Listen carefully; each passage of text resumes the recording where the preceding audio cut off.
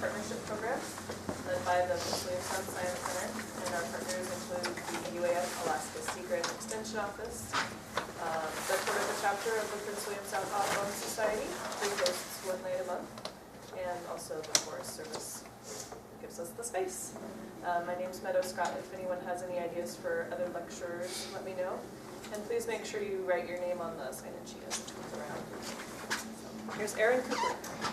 Yeah, and so we had actually talked on email and like, shall I do the introduction, not introduction, but I figured I'd just introduce myself and make it easier on Meadow. So I am I'm a wildlife biologist here for the Forest Service, but my job is I am the program manager for the wildlife program and the ecology program for the Copper River Delta and all the way across Prince William Sound. So we have a pretty large area, about 4 million acres. And as we, with this program, we have people work with plants, people work with birds, and that can, that overlap. But there's another overlap we have that's really exciting. And the Copper River Delta, for those many people who have lived a lot of their lives here, and other people maybe are new here, but the Copper River Delta is a pretty special place. It's a great place for bird watching. It's a great place for just the scenery, but it really has a major international significance. And this is the slide we're going to be watching the entire time. I think that's the remote. Yep, it is the remote, for sure. Yeah, so Anita did It have was some just, I trouble went with through this advancing whole last show just previous. There we go. So, did we jiggle this thing at all back here? All I did was look at it. I didn't. Yeah, I know, Meadow. I pointed to the thumb drive to specify because I was afraid. And so the Copper River Delta is right here, and we're really ideally situated. Birds that migrate through, and we're part of the Pacific Flyway. And this is birds that migrate. This is separated by Audubon out by types of birds, which is actually probably a better way to look at it. Shorebirds migrating along the coast. You have some land birds migrating in the interiors. We have the United States is separated into flyways, and that's really important for this part of the country. But once you get to here, all bets are off. Once you get to Latin America, birds start doing this, start going, birds especially from the Atlantic coast, you'll see birds that come here and then they go all over the place and end up over here. We even have birds from Europe that winter over here. So redneck phalaropes we're finding from places in Europe that are coming over to this side. So the flyway itself, you can see this international connection here, but the Copper River Delta, where it's situated, in such an interesting, it's in a key location. Not only do we have the habitat, I'm wondering maybe I might get some help with using the slides here. Oh, you want me to sit back there? Yeah, somebody can sit back and change the slides. Because I don't think it's not receiving in the ideal location there. So the Copper River Delta itself is not only are we situated in a great spot right before birds head up into the Arctic, but also we have 70, if you can include Controller Bay, which is over in this direction, we have about 70 miles of mud along here. And you can see that, the Copper River, the influence there with the silt plumes, and many have seen this aerial photo, but it wraps around here, and here it ends up over in Hartney Bay area, and with a big lake in there. And I think the thing is that, and a big mud flat there, but the thing is that you go there and it's pretty spectacular. There's 50,000 birds flying around at Hartney Bay, and look at how small that is over here compared to this. So it's an amazing amount of habitat. It's one species alone, you have 5 million birds. You can go ahead and switch it. Go ahead and just a little arrow down. The down arrow. There you go. And so not only do we have this mud flat, but we also have uplands, and so you get literally hundreds of thousands of pintails coming through here and using freshwater the estuaries, I should say, not really freshwater, but these estuaries in here.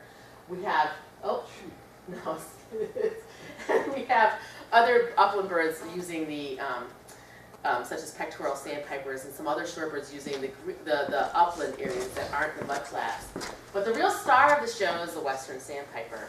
And the population estimate for that bird is about around 4 to 5 million birds.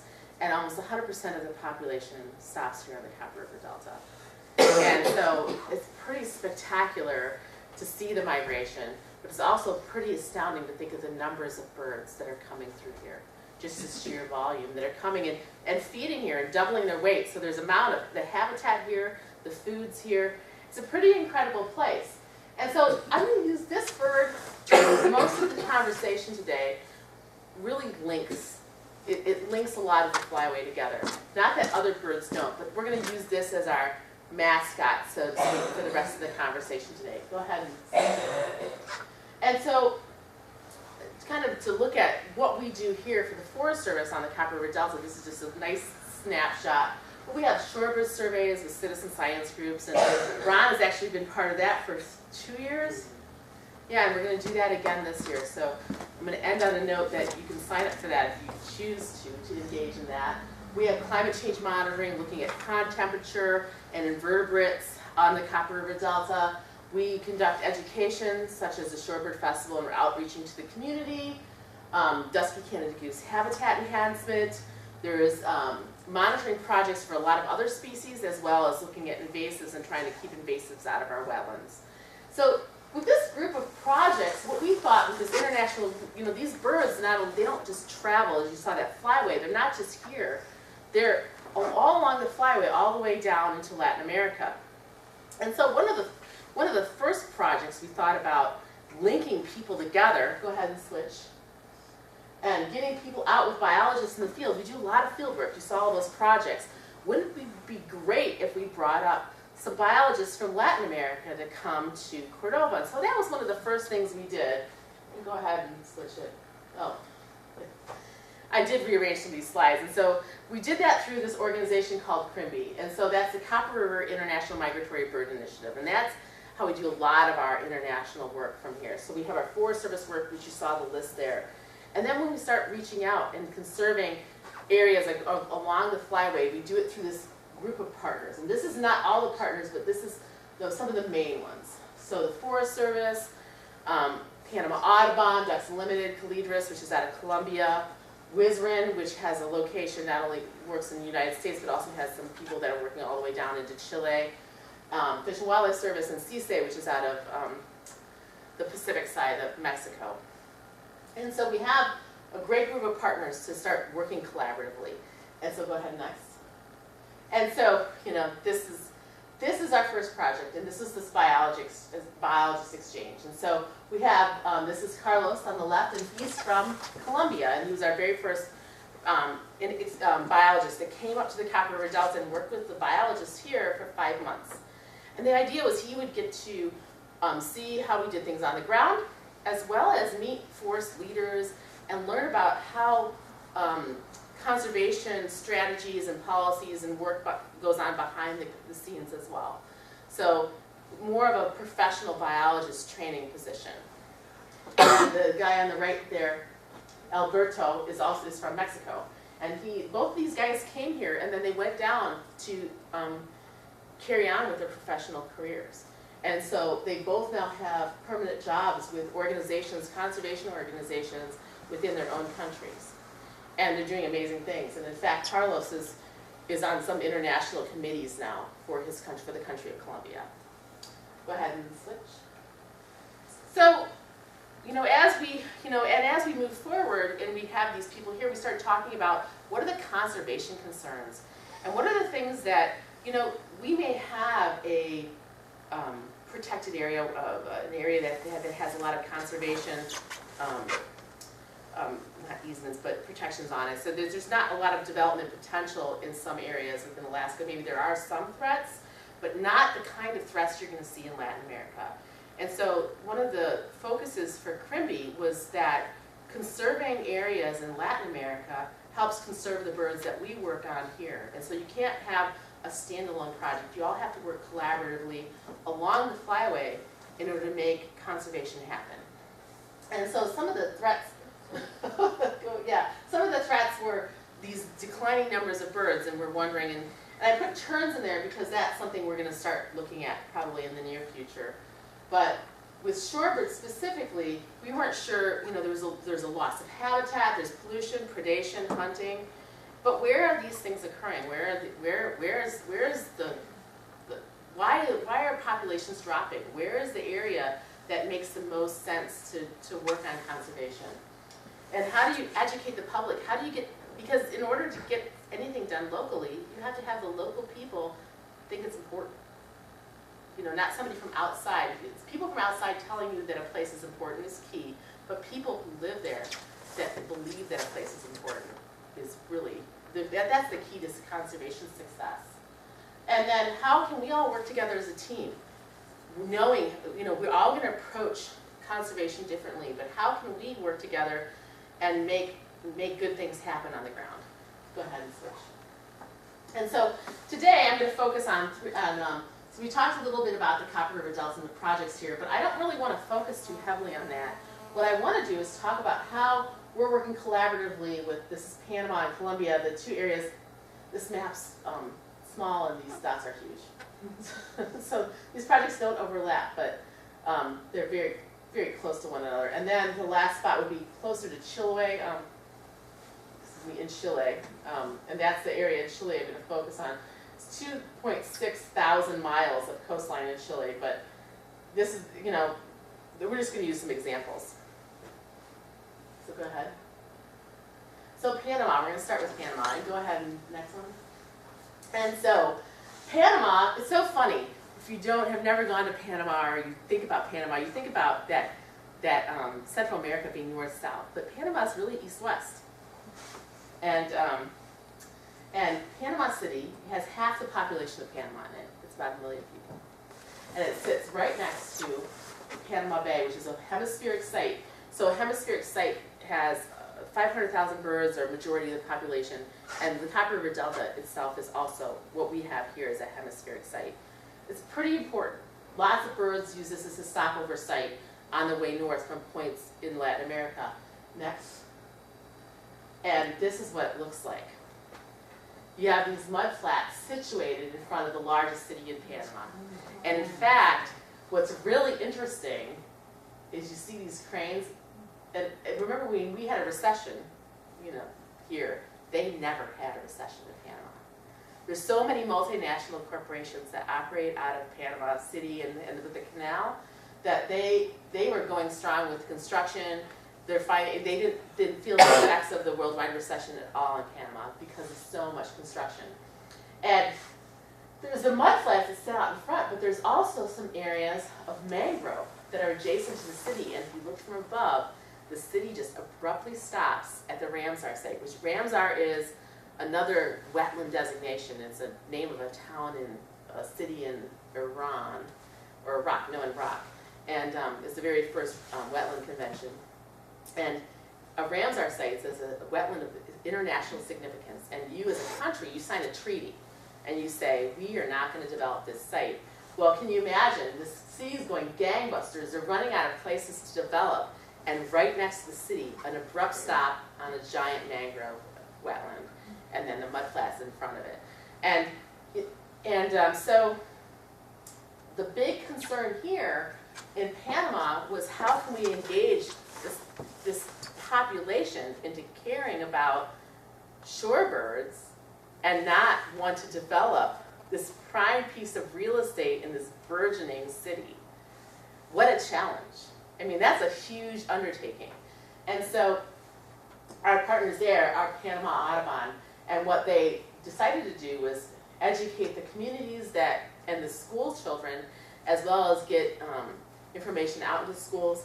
But it boiled down to actually legal fees and working on legislation, and then outside influences, other countries coming together and saying this is an important area, because they changed leadership in Panama, and the new president said, we are no longer in the Ramsar Convention, and we are going to develop this wetland. That was about 4 or 5 years ago. can't remember exactly. So they went through, there was a big scare. Can you imagine, you've spent your lifetime conserving this area, and one sweep of the pen, someone decides that it's not valuable any longer, and we're going to develop this entire mangrove that's been set aside. So, and so that is always present threat in this area. And so as part of the Flyway, we do is we work as partners to elevate. And so our partners might be doing the work on the ground, but we as partners get the word out about how important the area is, really educating the public and keeping it as a network of education along the Flyway. So go ahead next. So what's happening then? The Supreme Court of Panama, I'm not going to tell you. Oh, okay, you're like hanging on, I'm going to tell you, well, it is. So what they did in response to that was go out into the community and educate folks, and really they hit it hard. And so here's Frank Gehry designed museum in Panama City. It's not open yet, called the Bridge of Life. And this museum actually is going to be a showpiece, but it's an educational tool for conservation. And there's a whole mangrove section and things like that. So it's pretty exciting. And then they have teachers come through and learn about how to use this tool. Go ahead. And they have every October they have they work with the local school kids, and they go to all the schools and specifically focusing on the schools that are adjacent to the wetland that is threatened. Next. And they also have a Migratory Bird Festival. And the thing is we have our own Shorebird Festival here, and when you go other places, they put their own cultural spin, which is really exciting. So, this is, everybody dressing in costumes, the parents getting really into it. It's very school children based, so it's not really necessarily a big party in the community, which they're thinking in the future they're going to try and do, but they don't have the capacity yet. But this is just school children based. And go ahead next. And then but this is one other element. They do so much down there to engage the public. But one thing they do is they talk about mangroves and the importance, because it's viewed as kind of a waste area. Like, why do you have these mangrove area? They're not very attractive, and they're just, this big, these trees and mud that you can't even walk through, Why are they important? And so you bring these kids out, and they're banding birds and a lot of warblers, prothonotary warblers, and mangrove warblers as well. So these areas are not necessarily used by these water birds, but they protect the hydrology for the mudflats that are in front of them. So once you lose the mangroves, you lose that connectivity with the hydrology, and you lose the invertebrates that the shorebirds are, some of that, not all of them, but you lose a lot of that, the nutrient input in the way that the system works together. And so at the end of this, Tony, this is good. At the end of this, then, with all this education, the Supreme Court actually decided that the country of Panama was not allowed to remove itself from the Ramsar Treaty. And other legislative rulings have come into effect. But this local education, as well as other organizations from the outside and various countries actually coming in and saying this is important, made a difference. But yet, this engagement with the youth and the communities is what's going to be long-lasting. Because these are the people that are going to drive what happens in the future. Okay, next. So, moving on then, so that's one story of conservation and the linking. And the links, it's very localized, but yet we all talk to each other about the projects we're doing. Rosabelle in Panama is working in schools, and this is very successful. We talk about our successes and our challenges and our differences as well. Next. So Colombia is a pretty interesting country.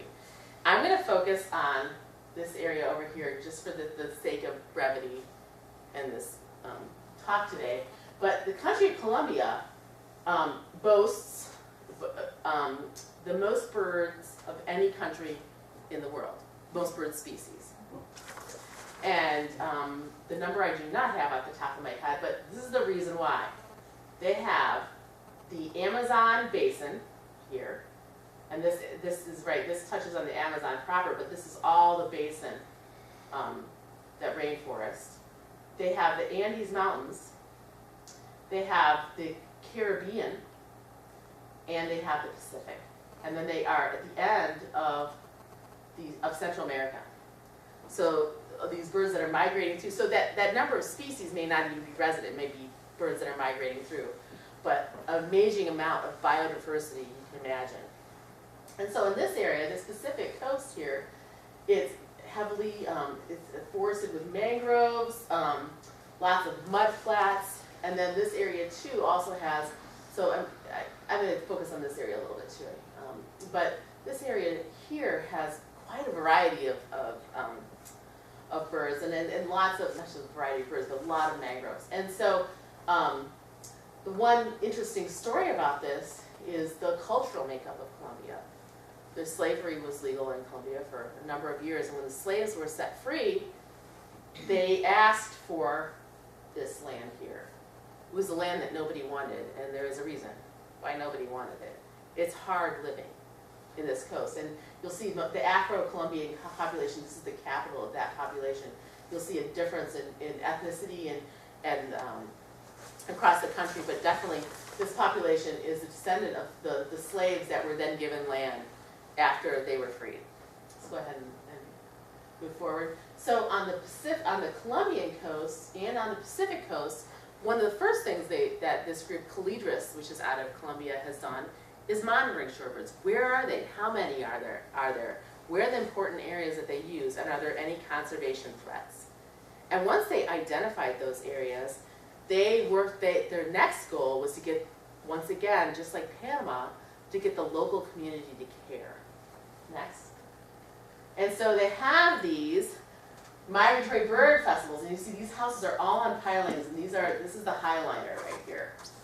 So this is some pretty modest living, and in fact, the folks that work with Calidris, disease is still prevalent here, so you can end up with malaria and some other diseases. And one woman was in the hospital for a couple weeks. That was, she's a Colombian local, but just ended up getting sick. So it's definitely, there's definitely some challenges to working in an area like this. And here we have a parade, and they're with migratory bird species, and there's some headdresses there. Go ahead. And then activities, and they don't just focus on shorebirds, but they have turtles and whales, and it's a program called Travelers Without Luggage. So these are the travelers, they travel the world and they don't have luggage, and they end up coming in. I think this might be a mangrove here. Not quite sure. But engaging with these towns along both the Colombian coast and the Pacific coast, to really get the communities to value what others might find value less. Go ahead, next. This guy might not be that thrilled to get his picture taken, but the kids all dress up, and you can see this is what town looks like. So lots of mud. Next. And then they also started this last year. The folks in the community started painting murals on their walls. So this was just this last fall in the Caribbean coast. Next. And you get all different generations painting. They're investing in painting this on the side of their houses. Okay, go ahead, next. And in the Caribbean coast, so we have education now. This is brand new. That straw hat that you see there is kind of a symbol of the people of the Caribbean in Colombia. And they've taken that and turned it into shorebird heads, which was incredibly clever. And so the symbol of the Caribbean, they put shorebird heads on and engage with the communities. And this is, and as a sponsor, the Crimby, this is our logo for Crimby, for Copper River International Migratory Bird Initiative. So all our partners were trying, there's some money with Crimby to support some of these seed events to get things going off the ground. But all these efforts we share with one another. Would it be cool if we did something like this in Cordova? Go ahead. not only are there educational events and there's monitoring, but then there's also conservation, and people in these communities have started cleaning up the river and working with their upriver neighbors on reducing logging and silt issues. So they're taking the human health as well as a component for conservation. And here, this is, see this mussel here in her hand? They made a little chart for when to harvest these. These guys go into the mangroves, the women, the men fish, and the women actually go into the mangroves and harvest these mussels for food and sale. And that's, you know, if you saw the town, this is the Pacific coast. The town's just full of mud, so you spend your days knee deep in mud and your hands deep in mud, you're picking mussels out of the shore, out of the mangrove roots. Next. And so before I move on completely to Chile, just to say that those efforts always, although local, they have made great successes in conservation and raising the elevation of the areas that they call home on a worldwide scale. And I think that's a really amazing feat for such small communities in a house on stilts, you know. And so as we move down the coast to Chile, go ahead next. I said earlier that this is about 2,600 miles of coastline here. And we're going to focus really right here and then over down here, 2 sites. Next. And of course, this is not the greatest map, but Chiloé Island it boasts some great bird habitat. And they, like 4 years ago, they started a birding festival there. Next. And this is 2013, so the 4th was actually this last fall. And they're in different sites around the island, so the dates change, which is kind of interesting. So you have to kind of keep track of what area of the island they're going to do their festival on at what point of the year. And they found thousands of people are coming to the island to look at birds, and also, so we looked at education from a pure form of conservation, grassroots conservation. But many of these communities now in Latin America that had never done it before are taking bird watching and making it an economic driver. So bird watching can be important financially to your community and bolster the, you know, maybe in times where the economy is slow, really bring a lot of people in to spend money and watch birds.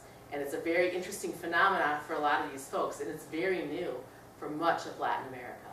And so especially the Southern Cone. And kind of the cool, really interesting and neat connection to the Copper River Delta is the guy who works for Wizrin, Diego Luna, came to our festival, and they didn't have any shorebird festivals in that area of Latin America, in the Southern Cone. And he went back and they started 3. So Chiloé, Punta Arenas, and Bahia de San Antonio in Argentina. So, and they've been wildly successful. Many festivals in Latin America were focused on cultural events. And these festivals focusing on natural events have taken off like gangbusters, and they've done some really neat things with them. So go ahead. And so this is a Hudsonian Godwit congregation down in Chiloé, and it is 90% of the Pacific population of Hudsonian Godwits that winter there. They also have quite a few whimbrels. Go ahead, next. And that is the focus of one of their dances that they put together with costumes and the kids for their Shorebird Festival. And I think the thing that's really interesting that we've seen in our collaboration throughout the Flyway is how one idea started someplace else can be adapted by someone else on a different part of the Flyway in a completely unique way that then feeds back to the originator and says, wow, why didn't we think of that? That's really interesting and amazing. Go ahead next. And the other thing, so not only did Diego take on this whole idea of festivals down there and start 3 very successful festivals in the Southern Cone, the southern part of Latin America, but he developed, you know, he was working with oil companies that were developing in Bahamas and other places off the coast, and he was trying to figure out how to engage the community in making decisions for their future. And he came up with this idea of good governance. And this started down in Chile and has gone across like wildfire as far as with the conservation community in Latin America. The idea of and this is basically it's community collaboration for decision making, but it's how the decision the groups are organized and the meetings and people of all from all the different disciplines, the oil company, the community, the town, the conservation folks, all getting together and talking about their future and making decisions, how we want to move together into the future. And go ahead. And this is a picture of a group out of Caracas, Peru. And so they've taken that idea that started in Chile and moved it to Caracas with another person along the Flyway. So these connections, these people that are connected through the birds are also sharing their ideas for conservation. And how one place where it's successful could be successful someplace else if you modify it and make it yours. Go ahead. This is one of the great success stories, and Enoch is an oil company. And they actually funded, this is all in Spanish, but basically Guy Morrison out of Canada, they funded him to do shorebird surveys using their equipment around their oil terminals and through this good governance idea. And these guys were awarded Western Hemisphere Shorebird Group, or Western Hemisphere Shorebird Reserve Network award. It was the first time an oil company has ever received an award from WISRIN for their work with collaborative conservation. And so it's possible. And these guys have set the standard to show how you can actually work together and create, there's going to be oil development, but how you do it is important. And how you engage the community is important. And this was Punta Arenas, which is on the southern tip of Chile. So these ideas that people are developing along the Flyway and then sharing are making huge differences, not only where they're from, maybe being inspired by someone else, but they're sharing their successes, and that kind of ripples through the shorebird community and the birding community all the way back home. Go ahead next. So when we first started, and we got the international interns, the biologists up to Cordova, we thought, one, it would be great to foster friendships and relationships with them, but they're going to come here and we're going to show them how the Forest Service operates, and it'll be a great learning experience. And not that we were that arrogant to think that it just went one way, but this is the next, go ahead, but this is really the picture for conservation along the Flyway that we've seen foster and develop over the last 10 years actually or more. And that ideas that maybe they're developed in the Copper River Delta. Maybe we have the Shorebird Festival, it's the longest lived Shorebird Festival in the state of Alaska, 25 years this year. But are we the one who's perfected it? Possibly not. You go to Latin America and they're doing amazing things. And they share that with us and we say, gosh, we could do that too. And we promote each other's festivals, we promote each other's conservation efforts. Go ahead next. And one of the ways that they do this in Latin America is a site called Aves Claras. And this site, they started off and they had like 500 likes, on Facebook. And, they were factual stuff. We saw 500 birds today. Western sandpipers double their weight when they stop over. Very factual pieces of information. But they did a little workshop, and I think people in Latin America love collaborative workshops, because I hear that all the time. But they did a little workshop, and what they found was that people wanted emotion. They wanted a sense of emotion with the information that they were getting. And overnight, they went from 500 to something like 5,000. And they engaged the community, the people that were going to be making decisions on the ground in a tiny little brown bird that lived on the coast. So it's pretty exciting in that way. And so next, and so this is an example of the posts that they put on there. And so they make them very dynamic. They tell stories, they talk about bird, adaptations and their bills, and every time they post, it's something different and exciting, and they put a lot of color in there, and there's a lot of graphics, and that number just keeps going up and up. And we post things on there. When we're doing something, they actually posted this lecture on Aves Playas, actually in Calidris. So it's, and Calidris in Colombia. So it's pretty interesting as a group, we post one thing and they repost it. People from Colombia are not going to be coming tonight unless somebody has something to admit in this group. But what they do is say, these are the things that people from Flyway are doing, and it's really exciting, and you're a part of that. You're part of that. Go ahead. And then, I didn't focus on this because we don't have shared birds, but it is my favorite Shorebird Festival so far, and I've never been there. These guys out of Argentina, this is the very first one, I think, that was inspired by Diego. These guys out of Argentina have done something with their festival that is incredible. They have artists, their graphics that they use to promote their festival are really engaging.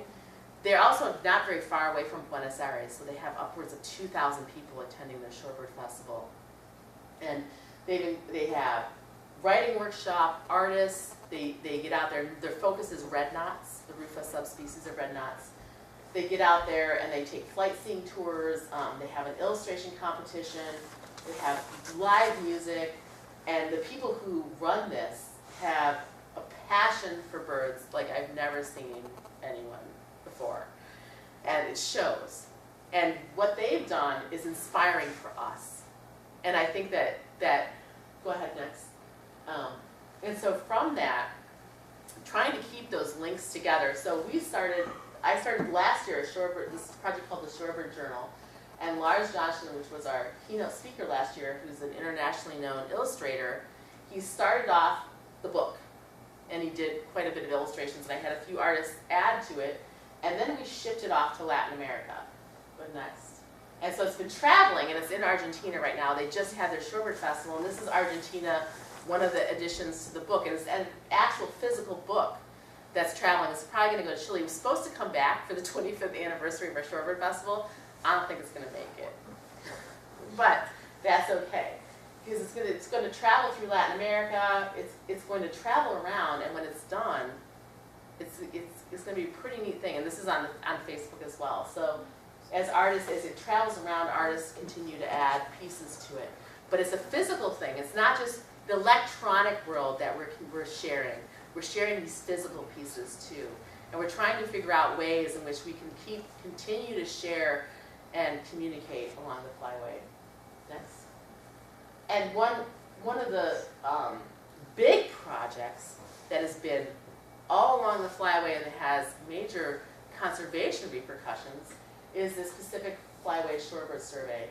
And it's focusing on, we do one component of it here, I'll talk about that in a second, but it really does focus on Latin America and wintering habitat. And what we're trying to do with this is determine trends over time, and also where are there hazards, where are the areas that we need to concentrate on, where are the areas that are driving the population downwards, the trends that we're seeing in these populations.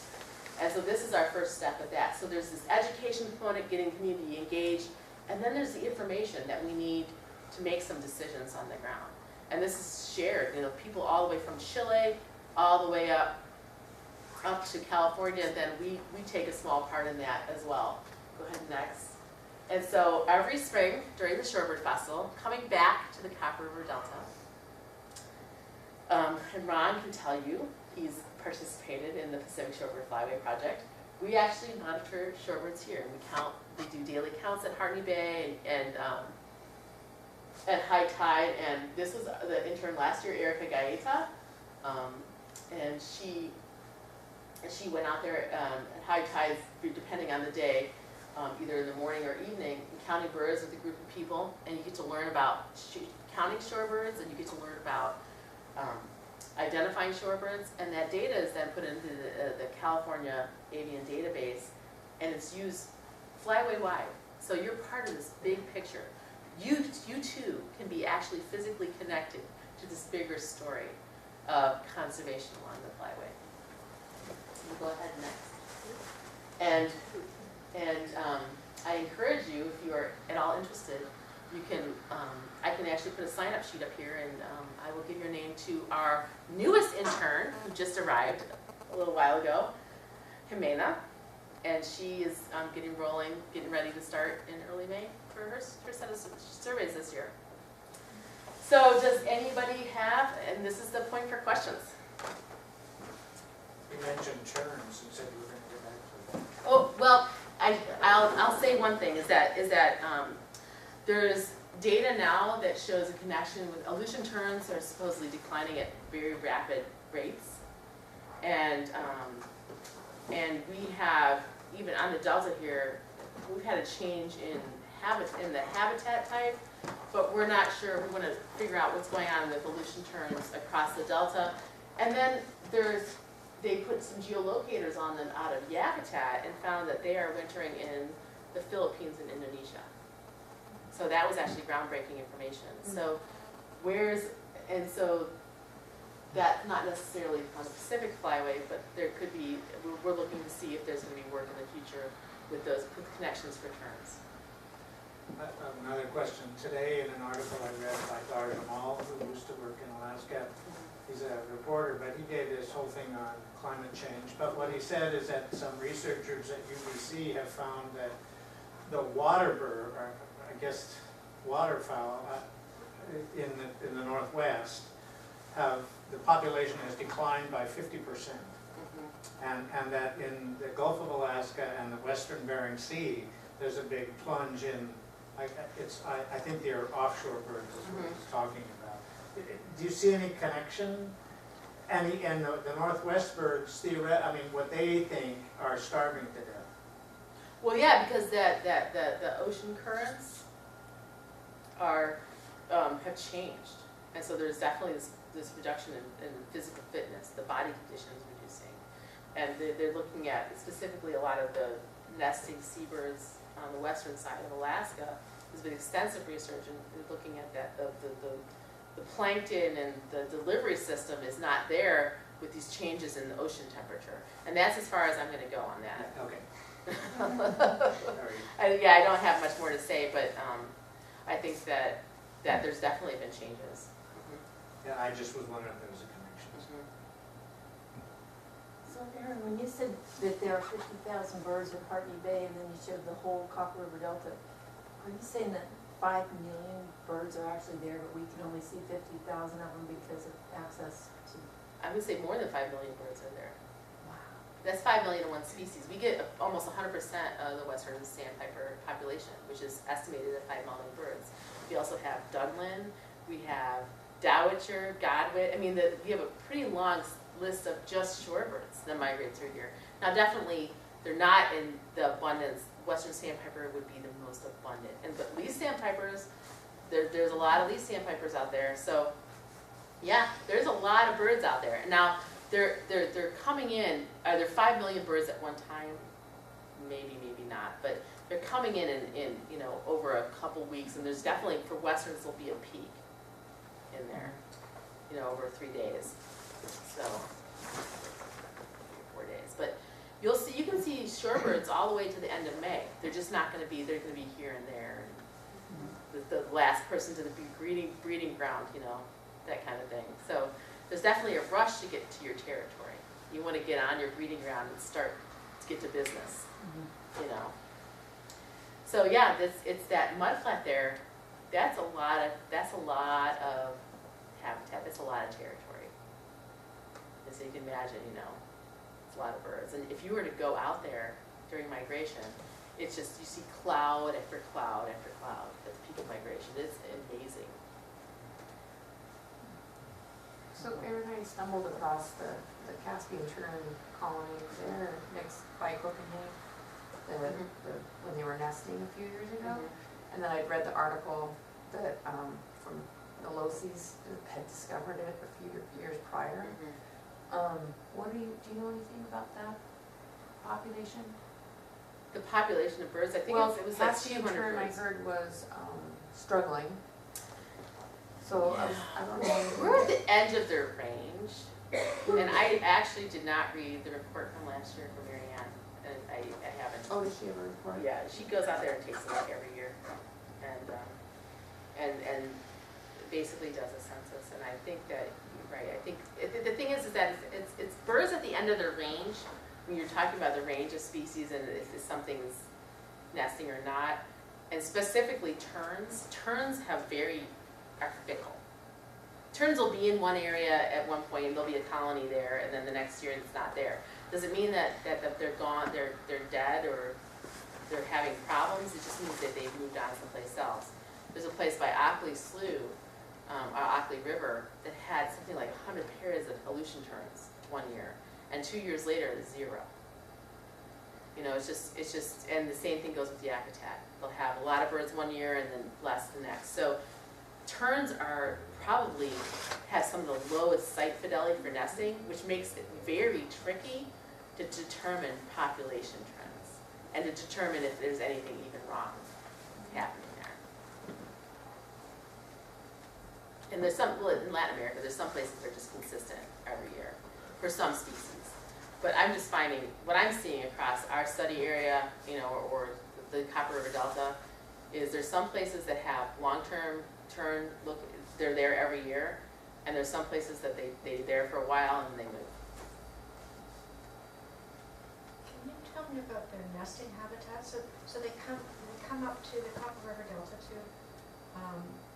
to breed and nest, am I right? Which birds are that? These guys. Okay, so yeah, it wasn't, you know, I didn't spell that out very exactly, so let me clarify. We are a migratory stopover before they get to the breeding ground in the Arctic, so the northern and western parts of Alaska. Oh, And so they're nesting in the tundra. So my apologies for that confusion. okay. Mhm.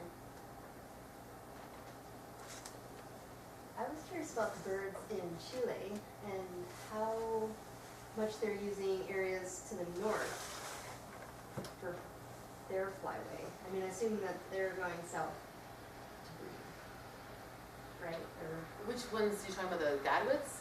I don't know, whichever, I wasn't even sure which. The one that you saw was a Hudsonian Godwit. Yeah. They said that 90% of the Hudsonian Godwit population winters, of the Pacific Coast population winters in Chile. That's, yeah, and so that's a wintering, that they're wintering there, and I think this, that they're migrating then up. Wow, okay. Mhm. I'm not So they're summering there and then summering here? Yes, Okay. yes, exactly, absolutely, exactly. So it's our winter, if you're Yeah. gonna talk about it that way. Your initial flyway map of North and South America had a line offshore. Was that a shorebird? That's, let me just bring that back up. That's most likely not a shorebird. That would be, Marked as a and I just pulled that map together today Ah. because I needed a flyway map. So, yeah, it does say shorebird on there, Yeah, I was just so curious which I'm one. not sure exactly which species that is Okay. that's capitalizing on that. Oh. Green? sure. Yeah, and maybe that's Hudsonian Godwits, you know? That Godwits are long distance over water migrators, so. Wow. I see sandpipers That's on the the red- beaches of Vancouver Island, on the west coast beaches. Uh-huh. That's where I'm from. I'm trying to think what, like, would they be stopping there on their path, Yes, one way or another? yeah, so the Fraser River is a huge stopover The Fraser site. River Delta, yeah, Yep, yeah. And then but I've seen them on the beaches of Vancouver, the west coast beaches of Vancouver Island, the long you know, long and beaches. these guys, you know, shorebirds, you know, if you get into, you know, you saw that picture, the Spanish language graphic with the different bills. Yeah. You know, so the shorebirds that are stopping in the Fraser River for the mud there, is it mud or sand that you have? It's silt from the Fraser River. It's which silt? is- we So call it'd be it about the silt. same, it'd be the same species most likely then. So it just depends on the type of habitat you're looking at, like sandier beaches will draw a different type of shorebird. But yeah, probably, you know, it's once, when they're migrating, they're selective for food. So if you have mud and the habitat, they're gonna stop. What are the shorebirds that go into the interior? Wow, okay. Sorry. Yeah. Well, you know, there's lots of whimrels Oh, okay. actually that Yeah, nest yeah. in the interior. Yeah, So that's, I mean, there's lots of shorebirds that nest in the Yeah, interior. that's right. But I know somebody specifically at UAF that's working on whimrels and nesting. Wandering tattlers do. Yeah.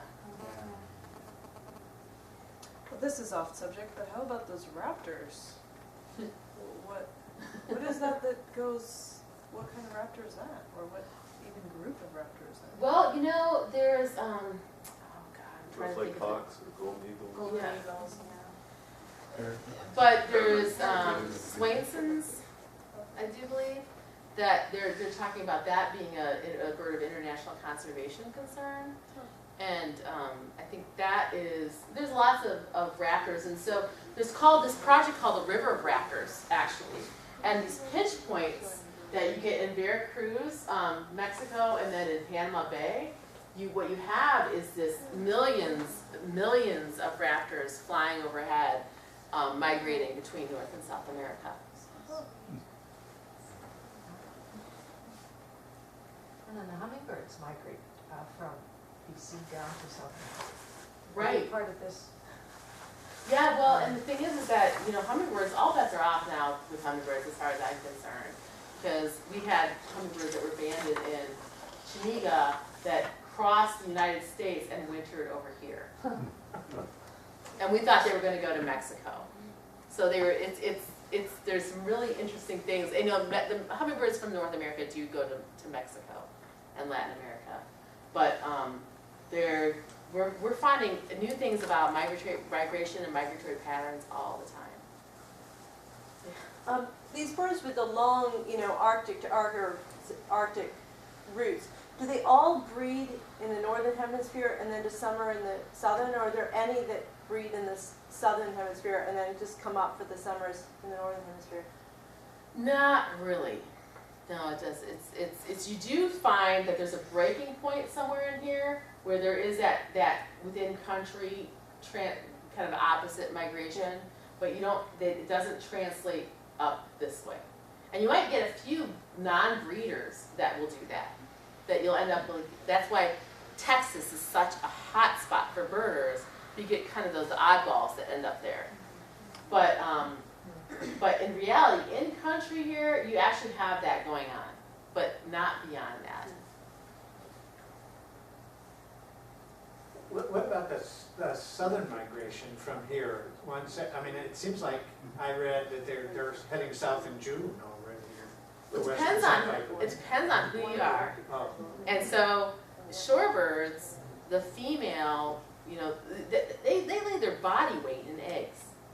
You look at those eggs and you wonder how that little bird got all those eggs out of there, And the female makes a huge sacrifice for in her physical condition to have a clutch every year.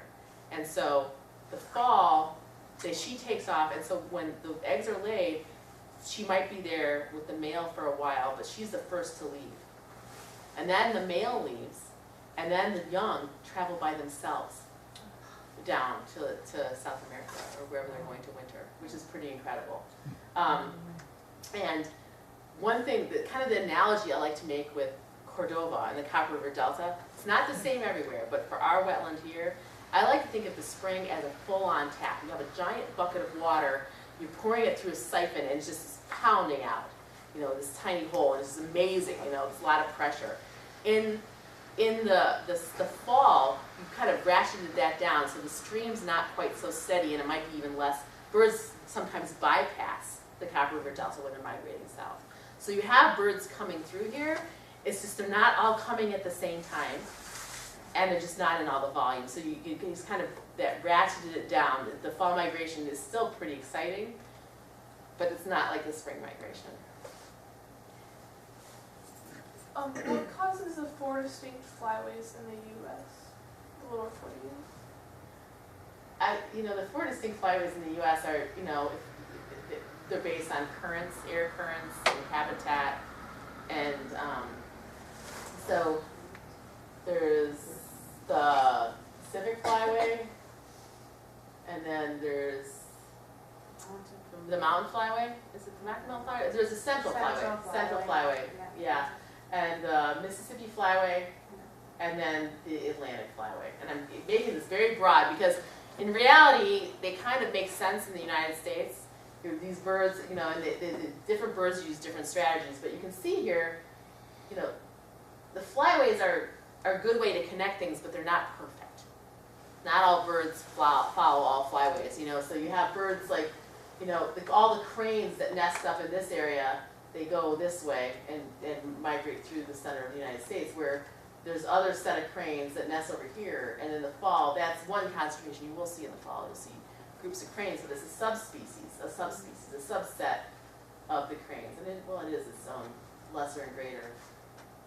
But, so, yeah, the flyway idea, and then once you, like I said, once you get here, all bets are off. They cross the country, they go, the birds from here go over to the other side.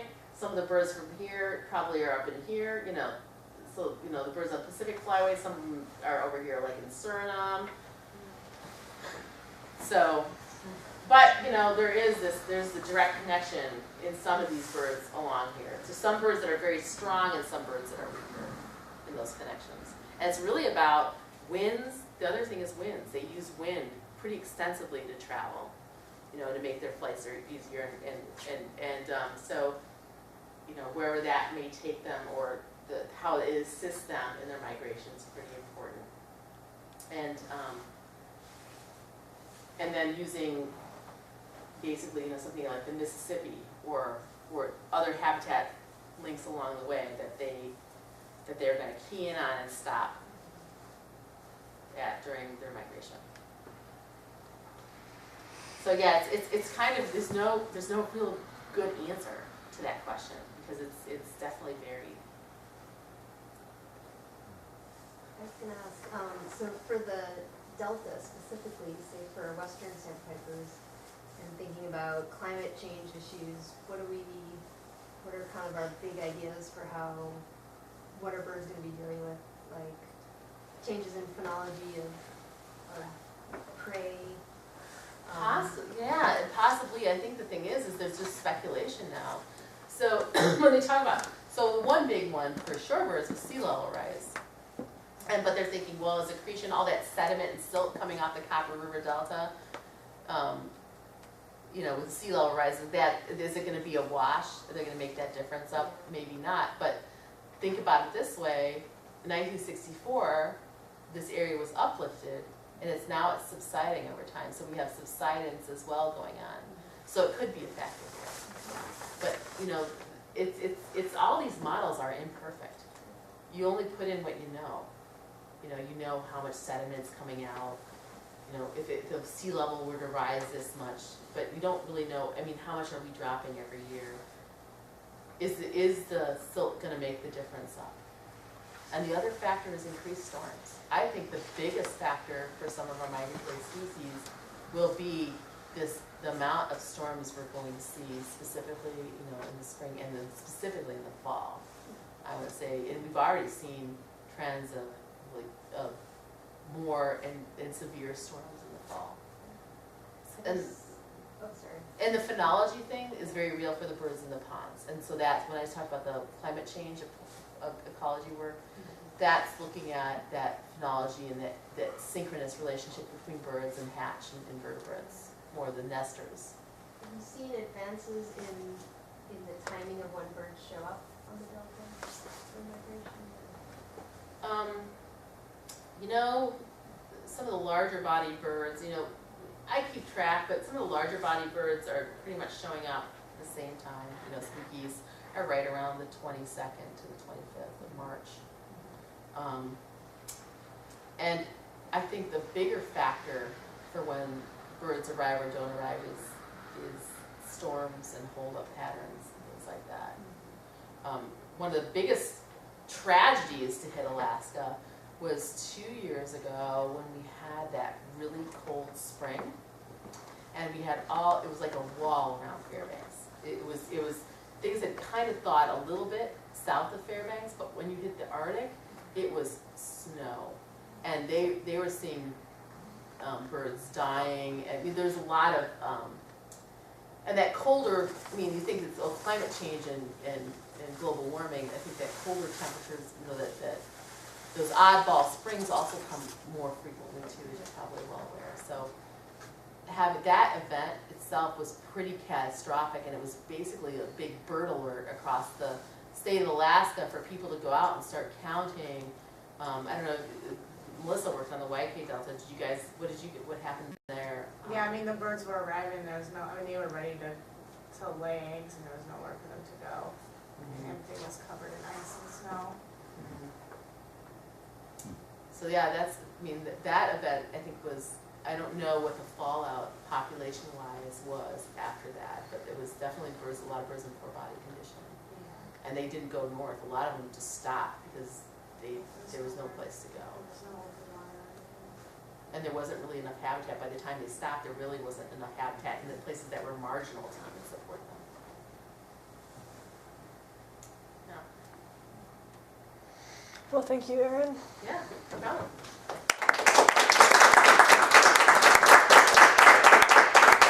And anybody, is there anybody interested in doing community shorebird surveys this spring? If there is, I can get you sign up and get your information. Okay, great. So stop and see me, and I'll make sure I get your name and number for Kamena.